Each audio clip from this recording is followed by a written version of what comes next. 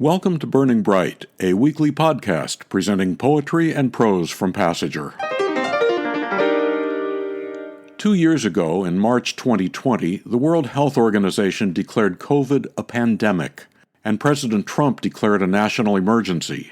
That same month, Passenger began publishing pandemic diaries, people's observations and reflections about their own experiences with the times.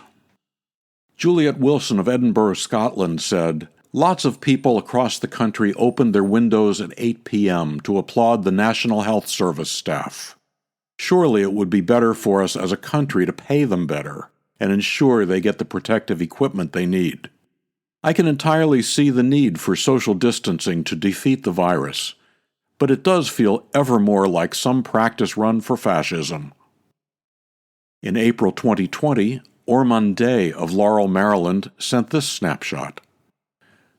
"My partner Debbie hasn't allowed me to go any farther than the dumpster and the mailbox. I decided I needed the vitamin D of sunlight and the endorphins of exercise, so I stepped onto the patio and flung handfuls of deer corn toward the forest. At 74, my passing arm isn't what it used to be. My 100-year-old mom, a flaming extrovert, is still locked down in her room at an assisted living facility in California. She misses bus trips to the Indian casino and playing cards with her poker buddies.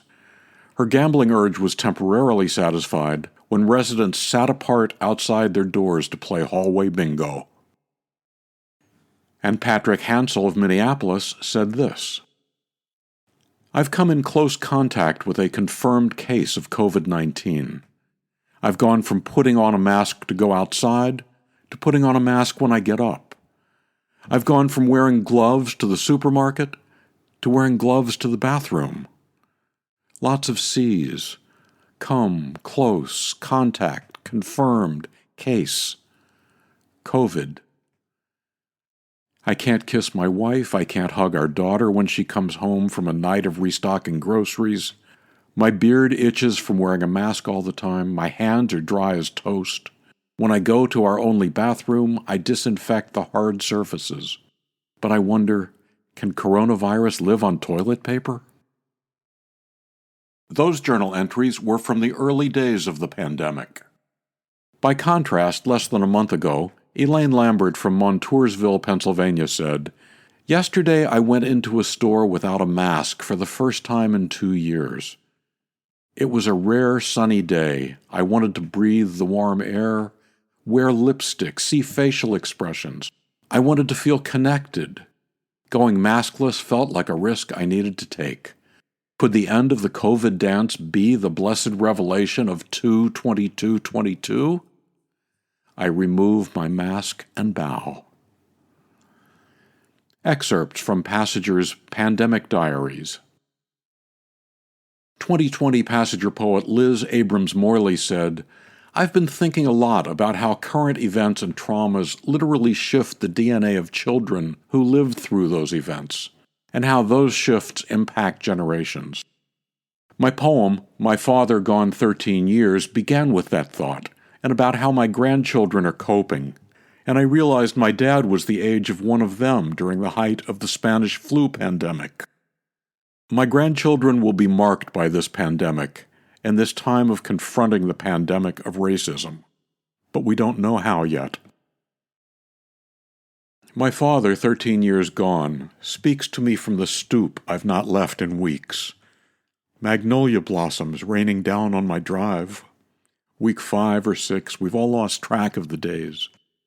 And he's pulled by scent, and he says as he draws in a loud inhale, 'Almost Mother's Day again, and all those magnolias, the sunlight, how I lined you up under magnolias, enough shade to grayscale the black and white prints I made for your mother every year. I only wanted to picture you in sunlight, and you were the one always squinting into the future. A little stood back, some shadow bisecting your cheek, forcing me to reposition the camera over and over, May after May. You sought out shadows, like some soul crawled out from the clouds that hovered over my childhood.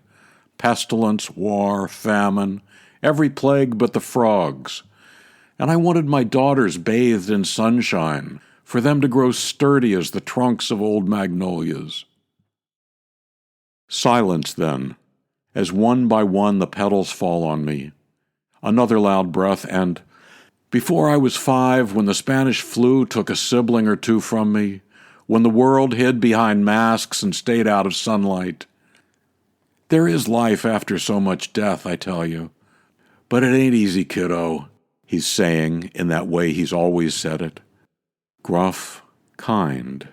Then, you can do it. I'm squinting hard, and my arms reach for him.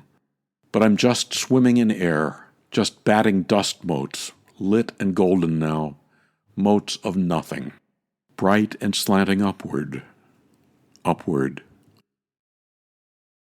My father, 13 years gone, Liz Abrams-Morley, from Passenger, issue 69.